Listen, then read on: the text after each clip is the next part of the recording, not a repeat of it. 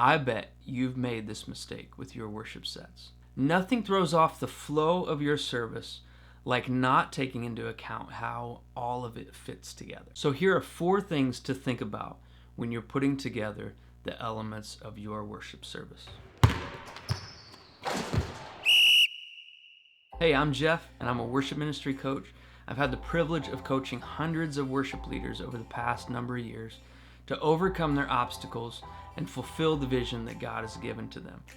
Part of the reason why I do this is because I've made lots of mistakes. Tons of examples of worship fails. However, I've also been around long enough to have discovered some things that just work and rub shoulders with leaders who have figured some things out. Our flow filter gives you some parameters to think through and guides you to make sure that you've just taken variables into account and you think through how all the different elements fit together.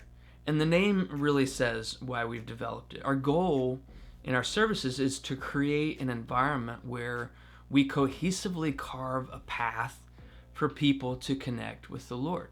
So let's jump right into it. The F is for feel.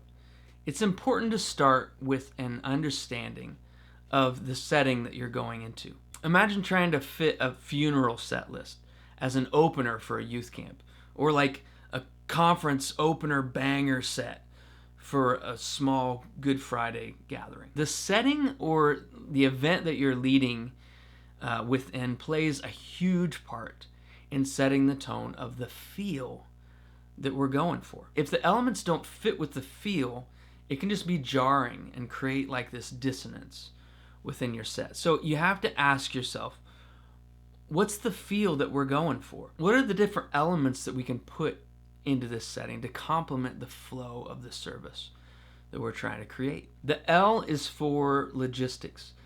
Now, logistics is like all the different complex coordinations and the pieces, the people involved in planning and executing a worship service. Now, as a leader, it's huge that we know the strengths and weaknesses of our team. If you know you have a lead vocal who struggles with a range, then you don't want to give them a song that has like an octave jump in the middle. If you know you have a new musician on, don't give them a part that's too difficult. But if you have your best vocalist on, give them the easy lob to let them hit it out of the park. And if you finally pulled in that violinist that you've been hoping to get involved, you might want to plan in some space where they can lead out and kind of set a tone in the service. Logistics begs the question, in light of the team and the situation surrounding this service, what should or shouldn't we be doing? The O in flow is outcome.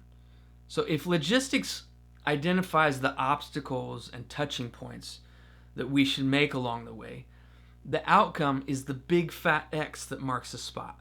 It's the destination. It's ultimately where we hope to end up.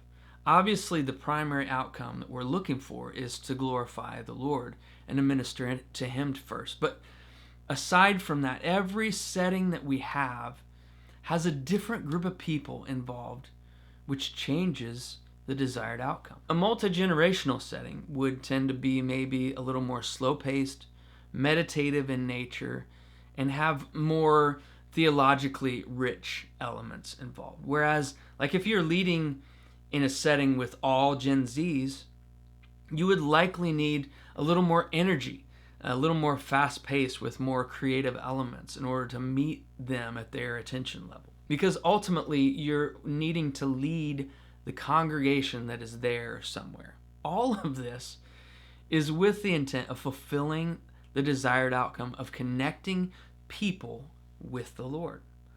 So, outcome asks the question, what are we shooting for?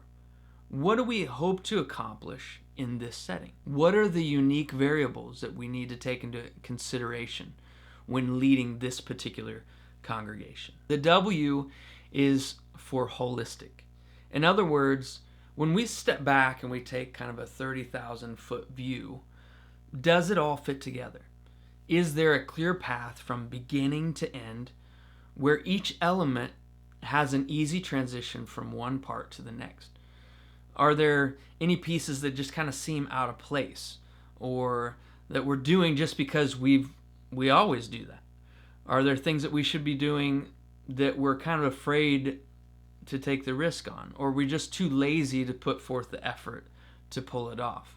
This last filter simply looks at the whole and asks the question, does it all fit together? And is there any part that we could adjust to make it better? So there you have it. If you utilize this filter when you're putting together the pieces of your service, I guarantee you it will flow better and effectively lead your people to where you want them, worshiping the Lord. So if you're watching on YouTube, please take the time, like and subscribe, hit the little bell to be notified when we post new content. We create new content each week to educate, encourage, and equip you to better lead where you are and to fulfill the vision that God's given to you. More resources, including the worksheet that goes along with this training, can be found at worshipministrycoach.com in the How to Make a Worship Set course. Next, we'll introduce you to our weekend wireframe, where we put together all the tools we've talked through so far,